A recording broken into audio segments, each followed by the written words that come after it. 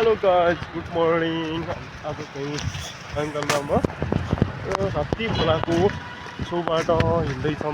आज चाहिँ हेटौँडा बजारसम्म ट्याक्क लाग्छ घुम्दैछौँ अङ्कलमा।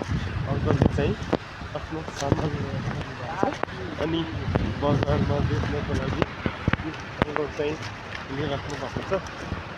ट्याक्क लगाएर त्यही हो।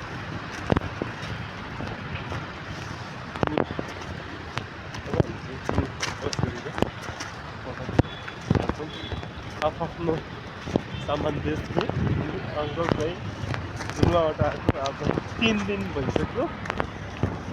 त्यही भएर बजार एरिया थाहा नभएर हामी चाहिँ सँगसँगै हिँड्छौँ अङ्कलसँग। अब अलिपछि अङ्कललाई पुरै यहाँको बारेमा थाहा भएपछि अङ्कल फेरि आफै जानुहुनेछ। हामी एक ट्याकले हुन्छौँ ल।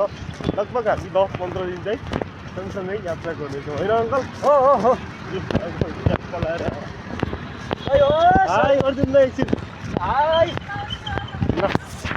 ओके ए रक्सीपुलको पुलमा हिँडिरहेछौँ। यता चाहिँ म्याजिकहरू गरिरहेछ। यता गाडी चाहिँ जोस गाडीको बाक्लो हिँडाइ छ पुलमा। हामी चाहिँ ट्याक्क लगाएर पुलमा हिँड्दैछौँ हेटौँडा बजारसम्म जानको लागि अङ्कल र म। हामी चाहिँ लगभग 10-12 दिनसम्म सँगसँगै हिँड्दै अब अङ्कल, किनकि अङ्कल नयाँ आउनुभएको कारणले जुम्लाबाट, त्यही भएर हामी ठाउँ थाहा नभएर हिँड्न लाग्यो। यस्तो गाइड पनि ट्याक्क लगाएर हिँड्नु त हुन्छ। यतातिर छौँ हामी पुलको चिनमा अनि यता गाडी पनि हिँडिरहेको अवस्था छ। पुलतिर दिनमा के हुन्छ मैले